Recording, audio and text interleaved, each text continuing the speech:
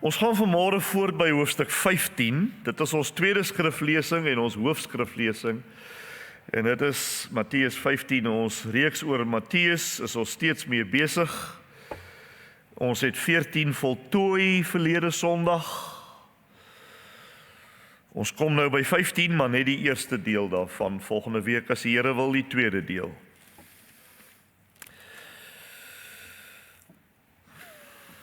Hoofstuk 15 van Matteus. En ons gaan die eerste 20 verse lees.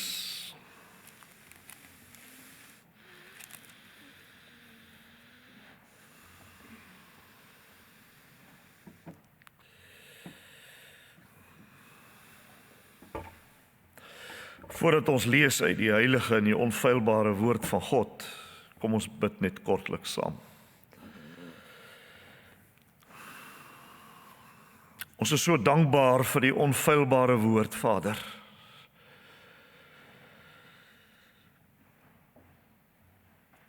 En dat ons daardeur waarheid en redding en wedergeboorte en reiniging mag ken. Selfs toe Dawid, soos hy dit geken het, deur ver in die Ou Testament, ons nou net gelees het ook. Want Here, dis deur U woord wat U ons lewens rig. Mag die Heilige Gees nou kom en vir ons oë gee wat sien en ore gee wat hoor. Here, sommige van ons is stokflou gejaag om hier te kom. En ons gedagtes is miskien op baie plekke. Help ons nou, rig die lippe van die prediker wat die woord moet spreek. Here, ons is regtig maar net feilbare en brose mense in teenwoordigheid van die heilige God. Dis waar, maar Jesus Christus se kruisdood en opstanding, daaraan hou ons absoluut vas. Wetende dat al is ons hoe broos, sy verdienste maak elke ware bekeerde mens reg voor God. Wat 'n blye nuus is dit nie. En omdat die kind van God wat gebroke oorgegee het aan die Here Jesus, in Christus ingesluit is. Here, dit is wat ons in ons eie lewe nooit self kan vermag nie. Wat U vir ons kom gee het. Hoe kan 'n mens ophou om daaroor te praat? Mag die heilige waarheid ons bevry, Here, en verander en ons vul met verwondering en vreugde en godsvrees. En bovenal sê die Bybel, sê die skrif, dat U groot oogmerke het met U kinders. Het staan die hele Bybel vol. Omdat U vir ons meer en meer verander ook om die beeld van ons Here Jesus gelyk te word. Self kan ons nie, maar deur die werk van die Heilige Gees in ons kan ons. Seën verder hierdie samekoms vir die eer van U naam, Here. Amen. Kom ons lees dan by vers 1.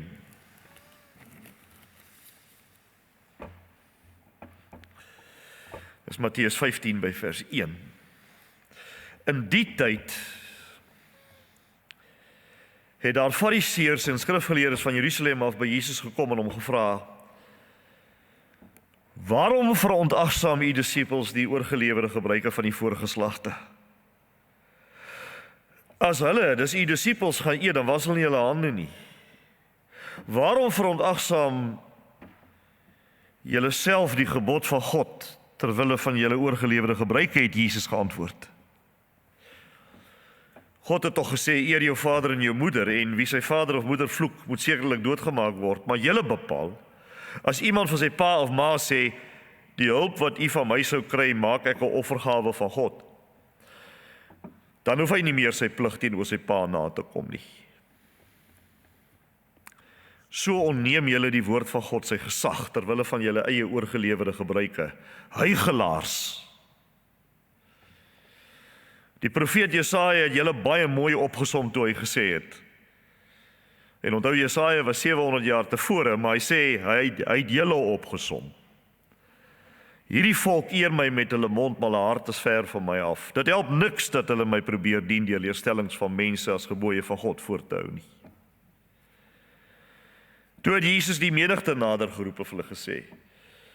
Onthou, hy is nog altyd daar in Genesaret, né, waar hoofstuk 14 geëindig het. Hierdie fariseërs het van Jerusalem soontoe gegaan. Toe het Jesus die menigte nader geroep en vir hulle gesê, julle moet nou luister en mooi verstaan. Dis nie wat by die mond ingaan wat die mens onrein maak nie, maar wat by die mond uitkom, dit maak die mens onrein.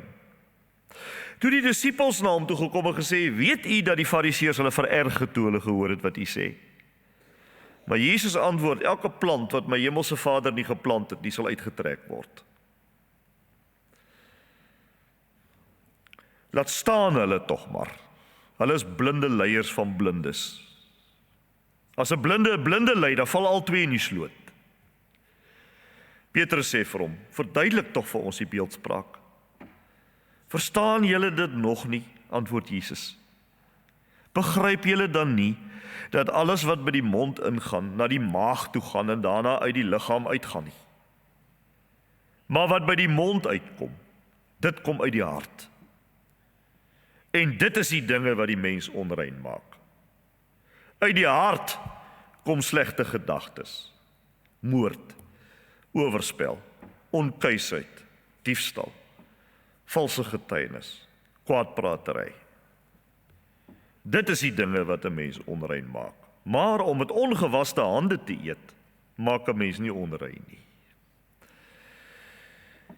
Wel, eintlik spreek hierdie gedeelte vir homself. Ek weet nie eintlik wat ek moet sê nie, want dit is heel duidelik wat Jesus sê, wat die woord sê hier. Gaan natuurlik hoegenaamd nie hier oor die vraag of 'n mens jou hande moet was voor jy eet nie. Dis nie waaroor dit gaan nie. Dis nie waaroor dit gaan nie. Dis glad nie waaroor die gesprek ook gaan nie. Maar onthou, daai handewassing voor die ete was 'n sekere manier hoe hulle dis moes doen. Dis nie sommer net hier met sunlight hier onder die water tjoef soos ons doen nie, of druk die pompie nie. Dit was volgens 'n ritueel. Jy moet eers die duim, ek weet nou nie wat die ritueel was nie, maar dis iets soos eers hierdie duim en dan daai duim en dan hierdie elmboog en dan daai elmboog. Hulle het so te kere gegaan en dit was goed wat hulle self ontwerp het. Daai handewassing was nie vir die Joodse leiers 'n gesondheidsmaatreël nie. Jy moet nie 'n kiem kry nie. Dit was 'n seremonieel godsdienstige ritueel wat deur die rabbies ontwikkel is. Dit was met ander woorde wat? Mens uitgedink. En hulle het geglo dat jy geestelik onrein word as jy nie hierdie mensgemaakte tradisies van hulle nakom nie.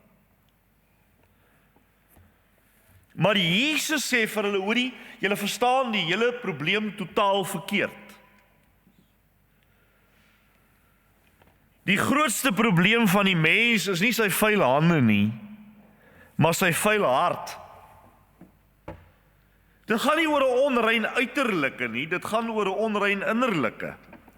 So, jy sien, daarom gaan Matteus 15 se eerste 20 verse eintlik oor die vraag, hoe word 'n sondaar innerlik rein voor 'n heilige God?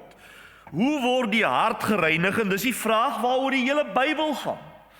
Dis die vraag wat reg soos 'n goue draad deur die hele Bybel loop, wat by Adam en Eva alreeds begin het toe hulle probeer het om hulle naaktheid met vyeblare toe te maak en God vir hulle uiteindelik die klere moes gee wat die naaktheid werklik bedek, veral geestelik.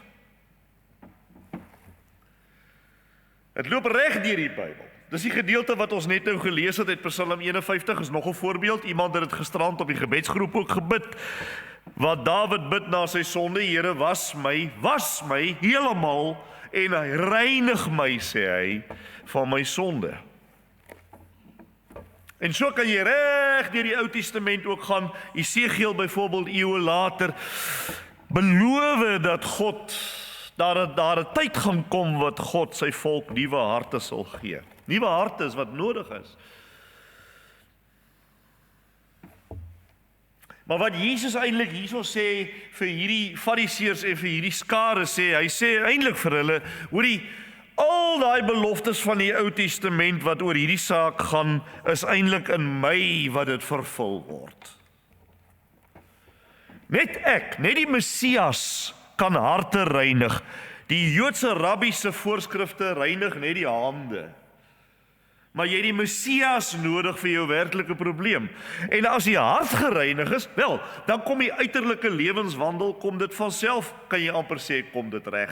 Die volgorde is met ander woorde van binnekant af buitekant toe. En nie soos die Joodse rabbies gesê het, van buitekant af binnekant toe nie. Hulle mislei die mense deur dit te sê. En is jammer dat hulle dit doen. Maar dit is hoe alle mense redeneer oor godsdienstgoeders, as jy nie verlig is deur die Heilige Gees nie. Alle mense is verkeerd om in hulle denke oor hierdie goed, totdat jy verlig word deur die Heilige Gees. Is vandag nog so. So, as ons dan nou net die gedeelte by die begin kan begin, net om vinnig vir u te sê, ons het dit gelees, nie nodig om baie daaroor te praat nie, maar Jesus was nog altyd in Genesaret, daar waar hoofstuk 14 eindig, die fariseërs en skrifgeleerdes, 'n groep van hulle kom van Jerusalem af soontoe, maar hulle kom om hom vas te trek, hulle kom met vooraf opgestelde stryk vrae, hulle wou nie regtig leer by hom nie, hulle wou hom vastrek op iets wat hy sê. So hulle kom nou met hierdie ding van, waarom oortree u disippels, dis nou die 12, waarom oortree hulle die oorlewering van ons vaders? Want hulle was nie hulle hande voor hulle eet nie. Dit bedoel, hulle was nie hulle hande soos wat ons Joodse rabbies voorskryf hoe hulle dit moet was nie.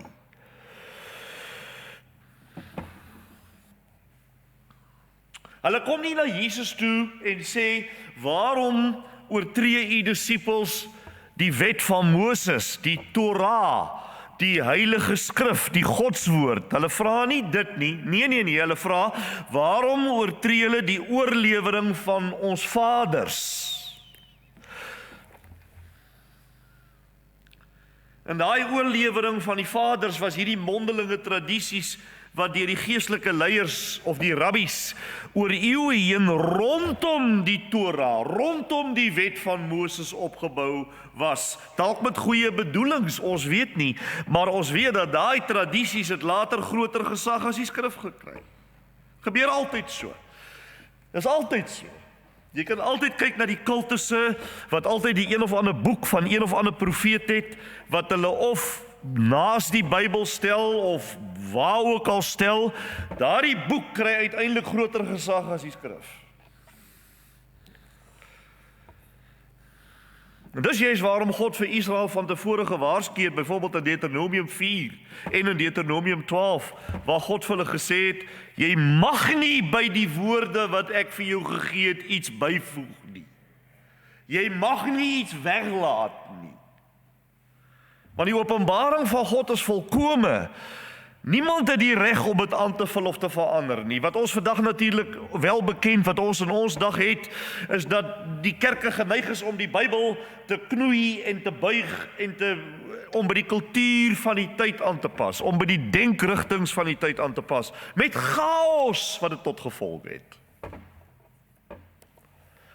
Vriende, 'n kerk kan nie kom en die Bybel draai en knoei om by die kultuur aan te pas en nie verwag dat daar 'n skeuring in so 'n kerk gaan kom nie. Want die kerk veroorsaak dit self. Hy veroorsaak dit self. En vervolg natuurlik dan die wat daarteen protesteer. Maar kan jy sien, dis 'n ou ding, dis nie 'n ding van nou nie. Dis 'n ou ding. om met die Bybel te knoei, en dis eintlik wat hierdie Joodse rabbies gedoen het. Hulle het nie geraak aan die Torah nie, nooit. Al wat hulle gedoen het is, hulle het hulle oorleweringe bygevoeg. En ander beskuldig wat nie daaraan hou nie, byvoorbeeld Jesus se disippels. Maar Jesus antwoord hulle dood eenvoudig met 'n teenvraag. Hy sê vir hulle, hoorie, ek hoor wat julle sê, maar ek wil vir julle vra, waarom oortree julle die gebod van God? En nou verwys Jesus na die regte Bybel, na die regte skrif. Waarom oortree julle die gebod van God ter wille van julle mensgemaakte oorleweringe wat julle het? So Jesus skuif die fokus van die menslike tradisie af na die goddelike gesag toe. Die ware vraag is nooit, wat is ons gebruike nie? Wat is ons tradisies nie? Wat het ons kerkowerhede besluit nie? Die vraag is, wat sê God? Wat sê die Heilige Bybel? Dis die vraag.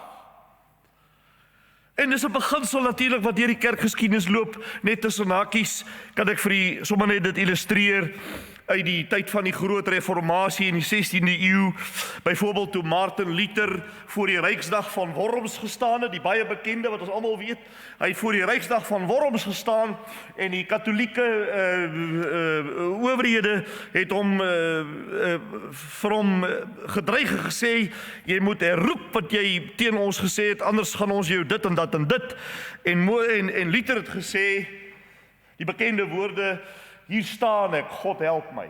Maar wat Luther ook gesê het is, wat hy eintlik gesê het is, hy het geweier om die kerklike tradisies bo die Bybel te plaas.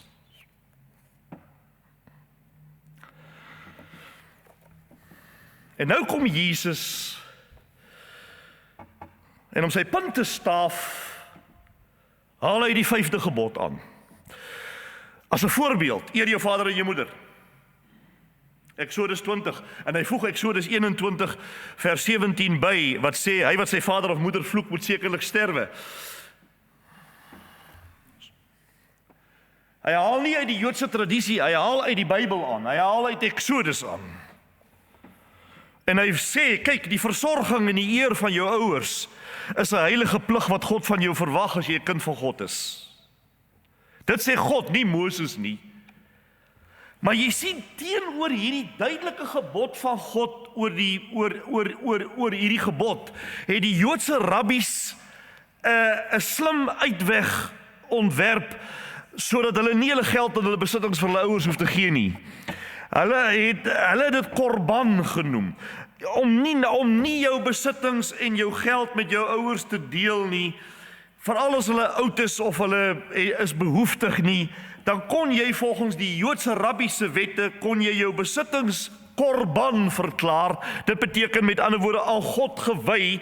Met ander woorde, omdat jou besittings nou kwalsies aan God gewy is, hoef jy nie iets met jou bejaarde of behoeftige ouers te deel nie. En so het hulle met hulle mensgemaakte tradisie eintlik ongehoorsaam aan die woord van God geword.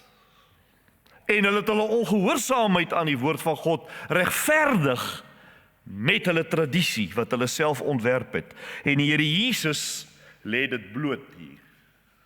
Hy sê, julle vat die menslike goed wat julle uitgedink het en julle maak die woord van God kragteloos. Julle omseil die gebod. Gebeur vandag nog, is dit nie? 'n Mens kan jou beroep op kerklike gebruike, jy kan jou beroep op kerklike tradisies, jy kan jou beroep op kerklike besluite, terwyl jy intussen uiteindelik God se duidelike woord sy stap. En sodoende maak jy God se woord leeg en kragteloos, sê vers 6, terwyl jy onder die valse indruk is dat jy eintlik by die woord van God is. Jy kan met enige iemand gaan praat uit kerke wat u ken, wat op 'n verkeerde pad loop, en daardie persoon, of dit 'n predikant is, of 'n ouderling, of 'n diaken, of 'n lidmaat, of wat hy ook al is, daai persoon sal vir jou sê, maar ons is dan by die Bybel.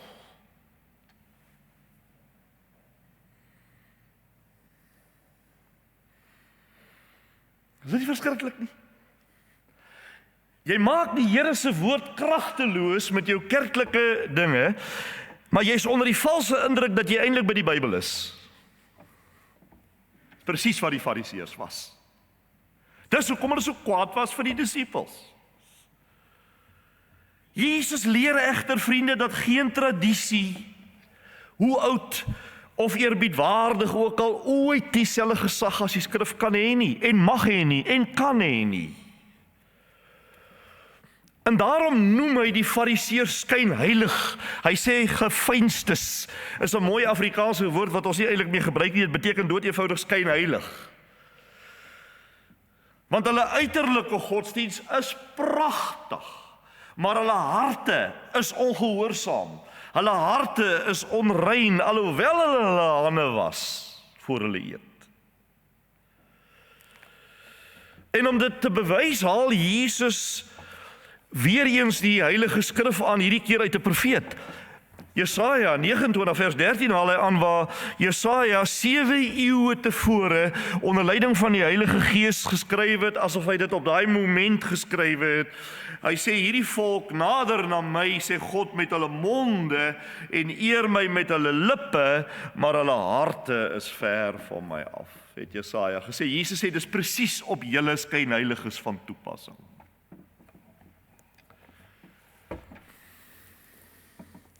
Praat jy nou so met hierdie gesiene kerklui? Gaan wonder hulle het hom so gehaat nie. Maar hy het vir hulle presies gesê wat die waarheid is.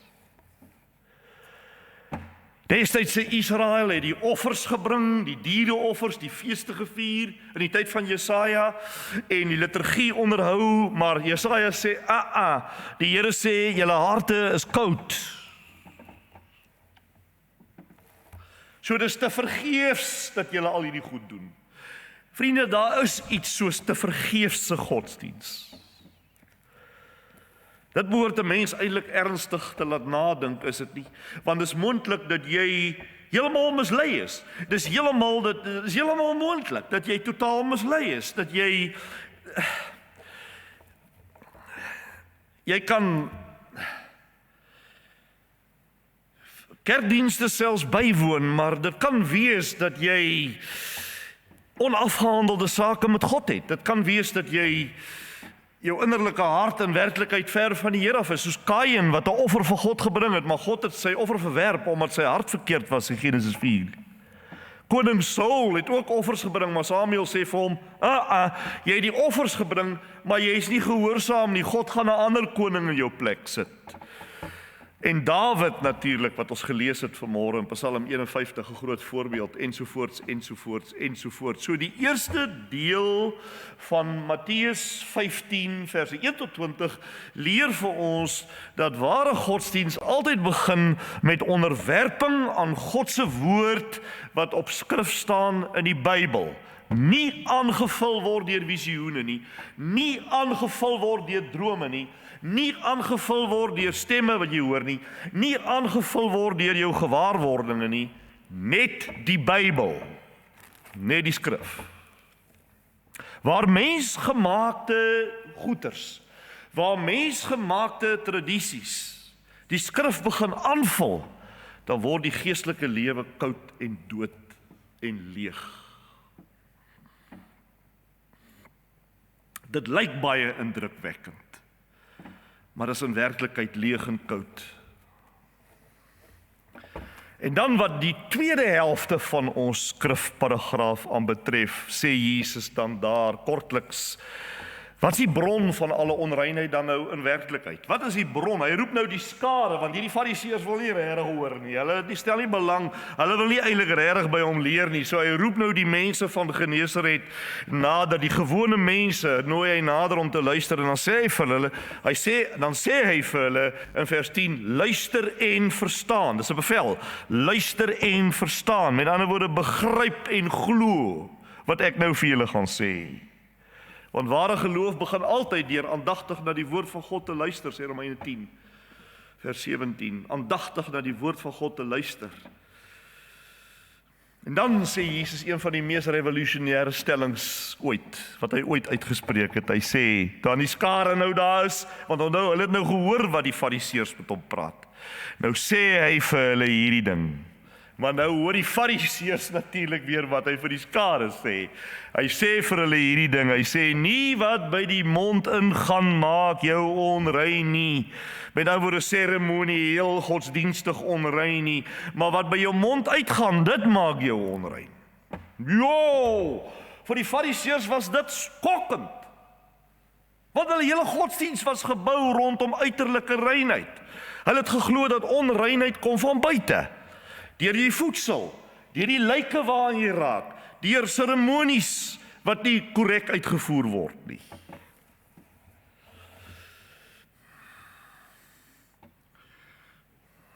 Maar Jesus draai dit heeltemal om. Hy sê die mens se grootste probleem is nie van buite nie, dit is van binne.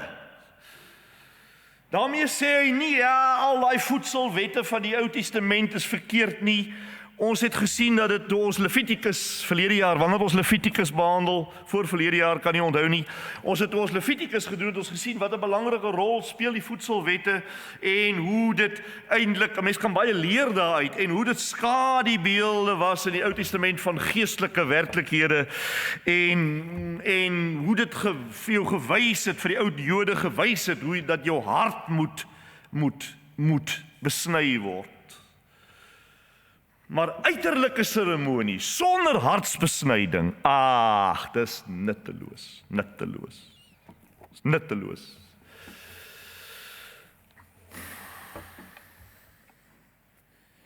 Ek kry op my selfoon ek nuus van Israel, danksy Kali wat vir my daai skakel gegee het. Ek wou hom al uitgehaal het, maar ek hou hom maar nou praat daar elke keer voor die Shabbat, en die Shabbat begin natuurlik Vrydag aand. Voor die Shabbat tot Saterdag aand, dis die Sabbat, dan is daar 'n rabbi, 'n mooi oulike ouetjie, regtig 'n oulike, so 'n jong mannetjie van vergeet wat se plek. Nou gee hy 'n korr boodskapie uit die Torah vir die Shabbat, vir die Sabbat. Nou gisteraand sin was dit was wat hy sê is nie verkeerd nie. Is heeltemal reg. Hy sê 'n mens moet op die mooi en die goeie goed konsentreer en fokus en nie op die ander goed nie. Hy sê want die Torah sê, en die Torah sê dit, God sê, kyk, ek bring of 'n seën of 'n vloek op jou. En dan sê hy, geseënde Shabbat. Maar wat hy eintlik verkondig het, is net moralisme. As jy 'n gelukkige Saterdag, 'n gelukkige Sabbat wil hê, fokus vandag in jou familie. Die familie het hy as 'n voorbeeld gebruik van hoe jou kinders hy sê hulle het ver gereis en die kinders kla, dit is warm en dit is warm en dit is so en hulle is honger en hy sê nou kan jy daarop fokus en as jy jou hele dag beduiwel. So hy sê moenie op sulke goedjies fokus nie. Fokus op die positiewe en die goeie en dis wat die Torah sê.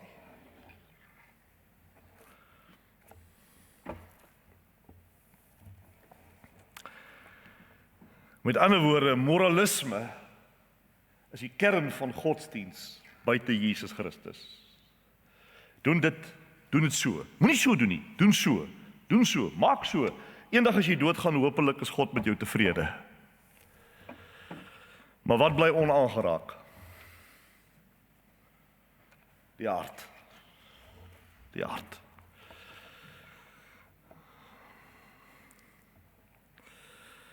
Jesus bring nie 'n vreemde leer nie, vriende. Daai Fariseërs val omtrent om, hulle uit hulle bloedgroep uit daar op die grond. Maar Jesus sê niks vreemd nie. Dis wat die woord van God nog al die tyd sê. Maar selfs die disippels is verward. Kan jy glo? Hulle het nou net daai wonderwerk gesien van hoe die Here daai storm stil gemaak het. En net tevore hoe die Here daai brood en daai visse vermeerder het. Maar hulle is nog altyd verward. En toe die skare weg is, toe kom waarsku hulle vir Jesus en sê, weet u dat die Fariseërs baie kwaad was toe hulle gehoor het wat u daar gesê het? Hulle het aanstoot geneem. Hulle is baie meer bekommerd oor die Fariseërs se reaksie teen Jesus. Maar Jesus paai nie mense nie, vriende. Jesus verkondig nie 'n goedvoel boodskapie nie. Hy verkondig die waarheid. Wat 'n struikelblok is vir sommige, wat dwaasheid vir ander is, sê 1 Korintiërs 1. Hy verander nie die waarheid om die mense gemaklik te laat voel nie, in die kerk nie. So wat antwoord hy toe hulle vir hom kon sê, hulle is nou baie bekommerd dat hierdie fariseërs dit nou aanstoot geneem. Hy sê net dood eenvoudig vir hulle, my Vader het hulle nooit geplant nie. My Vader het hulle is blind. Moenie hulle volg nie, hulle lei blindes en hulle self blind. My Vader, hy sê elke plant wat my Vader nie geplant het nie, sal ontwortel word. Plante wat God nie geplant het nie, kan nie staande bly nie, kan nie vrug dra wat bly nie. Baie belangrike waarheid, jy kan natuurlik ook positief sê en sê, elke plant wat my Vader geplant het, sal nie ontwortel kan word nie. Maar ons hoor baie keer in evangelisasie, hoor ons, amper elke week, hoor ons mense wat sê, ek was voorheen 'n kind van die Here, maar toe het ek die padbuister geraak en nou is ek dit of dat. Wel, so 'n mens was nooit 'n geredde mens om mee te begin nie, want hy was nooit deur die Vader geplant nie. Hy kan nie na jou toe kom en sê, ek was 'n plant wat God geplant het, en toe het ek ontwortel geword, en nou lê ek hier, en baie dankie dat jy met my kom gesels, ek waardeer dit. Nee, as die Vader die plant geplant het, dan kan hy nie ontwortel word nie. So ou was nooit deur die Vader geplant om mee te begin nie. Die Fariseërs het vroom gelyk, geestelik gelyk, indrukwekkend gelyk, maar hulle was nie deur God geplant nie. Hulle godsdienste het uit menslike tradisies bestaan, nie uit ware geestelike wedergeboorte deur die Heilige Gees nie. Dis waarom Jesus dan net 'n entjie verder aan sê, laat staan hulle. Laat staan hulle. Hulle is blinde leiers van blindes, en as 'n blinde lei, gaan albei in die sloot val. Laat staan hulle. Met ander woorde, bedank die kerk en vind iets wat by die Bybel is. Bedank die kerk van die Fariseërs en kom na iets wat Bybels is. Want hulle is blindes, en as jy hulle volg, gaan jy ook in die sloot val. Is dit wat Jesus sê? Swart op wit, is dit nie? Godsdienstige kennis, vriende, help niks wanneer die hart nie deur God verlig is nie. Dis waarom Paulus vir die Efesiërs bid, Here, verlig die oë van hierdie ouens se verstand. Efesiërs 1 vers 18. Maar dis natuurlik ook 'n waarskuwing vir die kerk, want wat die kerk moet hoor, naamlik, en hoe voel 'n mens, jy kan dit ook, weet nie hoe nie, by mense kry, dat hulle kan hoor, maar dit is 'n waarskuwing naamlik dat nie elke geestelike leier is noodwendig deur God geroep en gestuur en gesalf nie, vriende. En ek sê nie dit ligtelik nie, u sal dink ek sê dit ligtelik, dit is nie so nie. Ek ondersoek my eie hart en self dikwels, amper weekliks, om vir myself te vra, maar is ek werklik geroep en gestuur deur God? Wat is my motiewe? Waarom is ek hier? Want nie almal wat geestelik leiers is deur God geroep en gestuur en gesalf nie. Daarom sê Johannes die apostel, ons moet die geeste toets. 1 Johannes 4 vers 1. Die geeste moet getoets word. En in Handelinge 20 waarsku Paulus die ouderlinge van Efese, hy sê, as ek weg is, gaan daar wrede wolwe onder julle inkom, en hulle gaan uit julle eie geleedere kom. Die maatstaf is altyd die onvervalste woord van God, vriende. Maar Petrus, hy krap sy kop hier en hy krap sy kop daar, na alles wat hy nou hier hoor, en hy sê, Here, verklaar asseblief tog net vir ons wat u sê. Hulle dikwels nie regtig verstaan die volle betekenis van wat Jesus sê nie. Hulle moet onderrig word. Jesus is eintlik daaroor 'n bietjie hartseer, moet ek sê. Hy met 'n tikkie droefheid vra Jesus in vers 16, is julle dan ook nog sonder verstand? Julle het al so baie gesien, julle het al so baie gehoor, julle loop elke dag saam met my en verstaan julle nog nie? Met ander woorde, sien is nie glo nie. Sien is nie glo nie. Hulle het alles gesien. Here, verstaan, wat het hy nou bedoel? Maar hulle het alles gesien. Hulle het gesien hoe die storm, toe Jesus sê, so, weg is die wind in die storm. Hulle het gesien. Hulle het op die boot se boom neergeval en hom aanbid. Hulle het gesien hoe daai brode duisende mense voed. Hulle het gesien. Maar hulle verstaan nie. Jy sien, ek het ook al baie gedink, as ek net kan bietjie meer sien, gaan hom baie makliker maak. Nee. Weet jy wat maak dit makliker vir 'n mens, as die Heilige Gees jou hart verlig het? En dan verduidelik die Here Jesus dit baie eenvoudig. Hy verduidelik vir Petrus, hy sê, wat ek bedoel het is net dit, hoorie, alles wat by jou mond ingaan, dit gaan in jou maag, en dit word in die privaatheid uitgewerp. Kos beïnvloed maar net jou liggaam. Kos kan nie jou siel besoedel nie. Dit kan nie jou gewete vuil maak nie, dit kan nie jou skuldig voor God maak nie. Maar dan kom die kern van alles, hy sê, dit wat by die mond uitgaan, dit is die probleem, want dit kom uit jou hart. Dit maak jou onrein. Die hart is die middelpunt van die mens. Dis nie die vleispomp nie. Dis die middelpunt waarvan Spreuke 4 praat, né? Die mense denke, jou wil, jou begeertes, jou motiewe, jou keuses, al daai goed wat Salomo sê, bewaar jou hart meer as wat alles bewaar moet word, want daaruit is die uitgange van jou lewe. Uit jou hart is die uitgange van jou lewe. So jy moet dit bewaak. Die Bybel sê nie dat die mens in beginsel 'n goeie hart het en dan net so 'n klompie verkeerde goedertjies, gewoontetjies daarbey aangehaak het ongelukkig nie. Nee, die Bybel sê dat 'n mens 'n verdorwe, sondige hart het in beginsel waaruit verkeerde goed voortvloei. Jy sal altyd hoor as jy met sekulêre mense praat, sekulêre mense sal vir jou sê, maar ek is eintlik in beginsel 'n goeie ou. Ek is in beginsel 'n goeie ou. Natuurlik het ek sondes, maar eintlik is ek alright. Jy sal altyd hoor mense sê dit vir jou. Miskien is daar iemand in hierdie diens wat ook so dink. Jesus sê, Aikona, jy het in beginsel 'n verdorwe hart. Daaruit vloei al die dinge. Sonde begin altyd in die hart. Al daai goed wat Jesus daar noem, daai lysie wat hy daar noem. Hy sê uit die hart kom wat? Die slegte gedagtes, die moord, die egbreek, die hoerery, die diefstal, die valse getuienis, die lasteringe. Vers 19, let op, hy begin by slegte gedagtes, is betekenisvol. Dit bedoel sonde begin nie by jou hand nie, sonde begin nie by jou tong nie, sonde begin nie by jou voetjies nie, sonde begin by die wat? Die gedagtes, die begeertes in die hart. Dis hoekom Jesus in die bergpredikasie vir die mense gesê het, moord begin waar? Met woede in jou hart. Begin moord. Egbreek begin waar? Met welis. Waar? In jou hart. Dis waar die wortel is. Dis waarom die Joodse rabbies en alle mense op die aarde met hulle moralisme en goeie werke en die nakoming van reëls en beginsels nooit enige mens in die regte verhouding met God kan bring nie. Nooit nie. Nooit nie.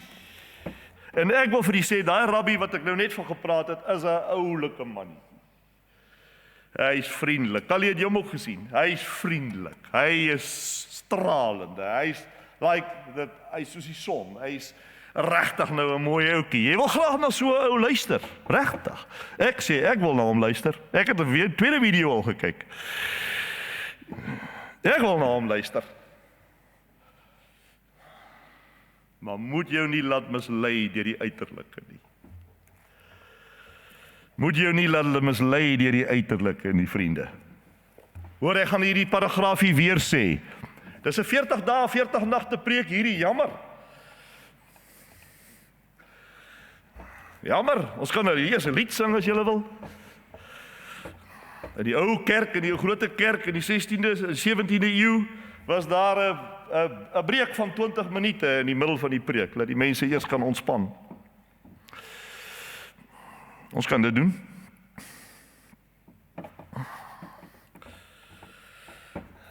Ek herhaal weer daai paragraafie. Moralisme, goeie werke, die nakom van reëls en beginsels kan nooit enige mens in die regte verhouding met God bring nie. Want dit kan nie wat nie. Nou gaan ek hier staan tot ek die antwoord het. Want dit kan nie wat nie. Van die moralisme en die goeie werke en die nakom van reëls en beginsels en kies die goeie en moenie op die slegte fokus nie, kan niemand se hart reinig nie. Dis die kruks van die hele ding. Die Fariseërs het met alles, het hulle innerlike wortel onaangeraak gebly, hoor. Hulle het mense geleer om die buitekant van die beker skoon te maak, terwyl die binnekant van die beker vuil gebly het. Maar die ware evangelie is andersom. God begin by die wortel, hy verander die hart, en dan verander die praktiese lewe self. Dis waarom Jesegiel gesê het, dat God sê, ek gaan julle 'n nuwe hart gee, en 'n nuwe gees in julle binneste plant. Dis waarom Jesus dan sê, daai lys goed wat ek nou vir julle hier gesê het, daai lys sondes, dis die goed wat jou onrein maak. Maar om met ongewaste hande te eet, dit maak jou nie onrein nie. Die Fariseërs kyk na die hande, Jesus kyk na die hart. Die Fariseërs wil die ritueel reg hê. Jesus verander die mens. Fariseërs bring nuwe reëls, Jesus bring 'n nuwe skepping. Dis die hartklop van die evangelie. As die grootste probleem van die mens verkeerde gedrag was, dan sou beter opvoeding en dissipline, daai goed sou die mens kon verander het. Maar omdat ons grootste probleme verdorwe hart is, het ons 'n lewende almagtige verlosser nodig, wat deur die krag van die Heilige Gees vir ons kan herskep. Daarom het Jesus Christus nie na die wêreld toe gekom net om sondes te vergewe nie, maar om deur sy Gees nuwe harte te gee. En tog sê Jesus nie op hierdie punt, hier by vers 20, hy sê nie hier wat die eintlike oplossing is nie. Hy laat dit in die lug hang. Hy gee nie die regte oplossing nie. As dit hier sou eindig, mens sou wanhoopig raak, want hoe kry jy nou jou hart? Moet ek self nou iets aan my hart probeer doen, Here? Nee, sê Jeremia, 'n kusiet kan nie sy eie vel verander nie, en 'n luiperd kan nie sy vlekke verander nie. So jy help nie, jy kan niks doen aan daai probleem nie. Dis waarom die hele Ou Testament vorentoe wys na iemand en iets wat nog moet kom. 'n Dag wat nog moet aanbreek, wanneer God die harte sal besny deur die Messias. 'n Nuwe verbond, waar hy die wet in die binneste van die mens gaan plant. Ons moet onthou waarheen Matteus se hele beskrywing op pad is. Wat is ons nou by? Hoofstuk 15. Jy moet nou onthou waarna hierdie hele beskrywing van Matteus op pad is. Dis 'n storie hierdie. Hy beweeg stadig maar seker na Golgotha toe, is dit nie? Hoofstuk 27. Dis waarna toe hy op pad is hier. En presies waarom moes Jesus op Golgotha sterwe? Omdat geen mens sy eie hart kan reinig nie. Sonder Jesus se kruisdood is elke mens totaal geskroef. Jy is vir ewig geskroef. En dit is wat die mensdom nie kan glo nie, en nie wil glo nie.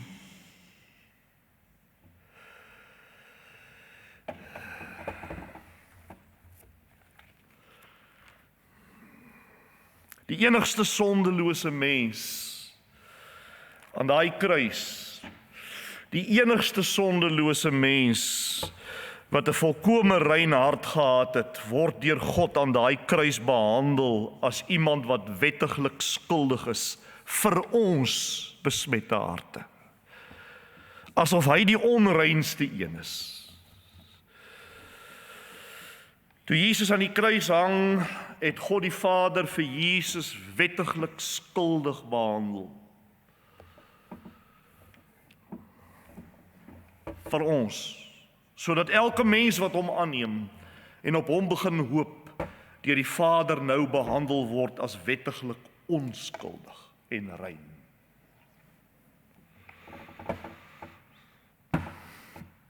Ek hou van hy woord behandel. God het vir Jesus behandel As ek in Jesus is, dan behandel God my as onskuldig. Want hy het my sondes op sy liggaam aan die kruishout gedra, sê Petrus. Daarom reinig sy bloed, sê 1 Johannes 1:7. Let op die woord reinig. Nie hande reinig nie. Die Gees verander in 'n mens wat die wet nie kan doen nie. Dis waarom Jesus jou nie net vergewe nie, hy verander jou ook. Ek vra altyd, of ek is geneig om te vra, of ek vra somtyds vir iemand wat sê dat hy gered is, dan vra ek, is jou lewe ook verander?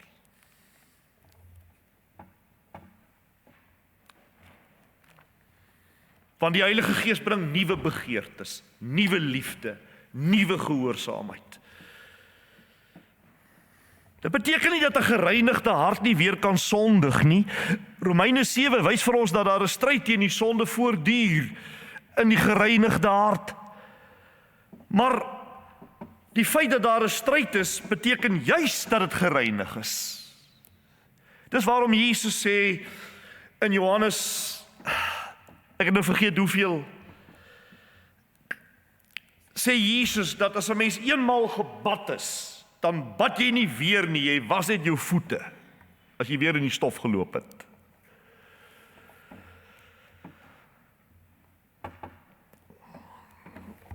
Voorheen het ek my sonde lief gehad, nou haat ek dit soos pes.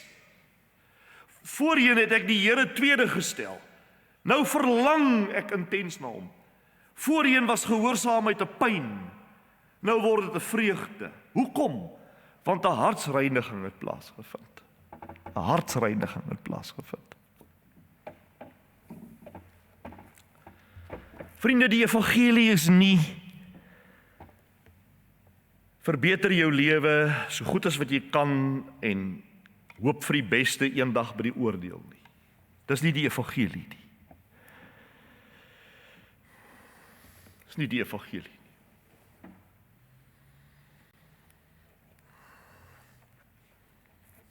Die evangelie is, kom met jou onreine hart na Christus en hy sal jou reinig. Dis wat hy beloof om te doen. Waarom sal hy dit dan nie doen nie? Dis die evangelie. Dit moet by die wortel begin. As dit nie by die wortel begin nie. As jy onkruid op jou gras het, die onkruid staan daar, dan help dit nie, jy vat die grassnyer en jy sny al daai plantjies af, dat hy lyk soos 'n golfbaan. Dit help nie, dit is net 2 weke, dan is hy goed weer daar, omdat die wortels nie uitgetrek is nie. Jy moet een vir een dit uittrek.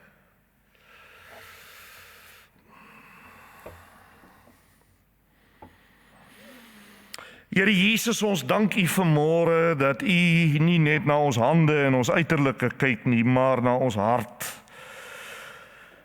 Waar ware wedergeboorte ingekom het.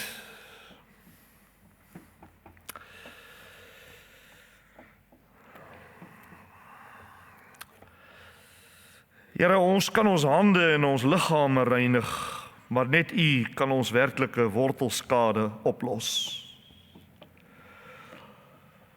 Dankie vir die kruis van Golgotha.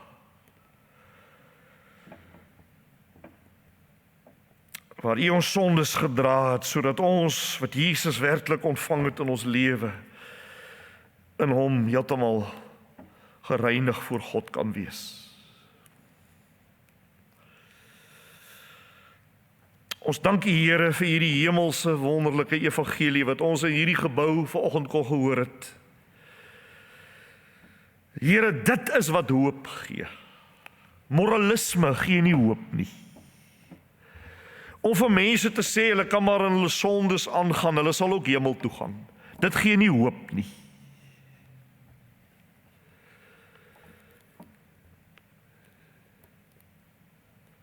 Maar die Heilige Gees wat van binne af verander.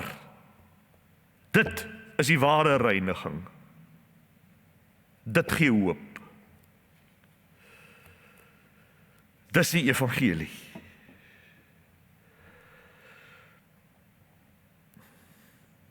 Daarom help dit nie om na God toe te kom en te sê, Here, ek het hierdie en hierdie probleem, maar eintlik is ek okay nie. Nee, as 'n mens na hom toe kom, moet jy kom met totale onreinheid en inbreek in 1000 stukkies. Laat jou trane maar vloei. Laat dit vloei. Die Heiland sal dit afdroog. Ons dank U. Ons dank U. U reinig, Here. Dankie. Ons het nie reëls nodig nie. Ons het 'n lewende persoon nodig met wie ons kan loop elke dag. Halleluja. Prys die Here vir hierdie evangelie. Amen.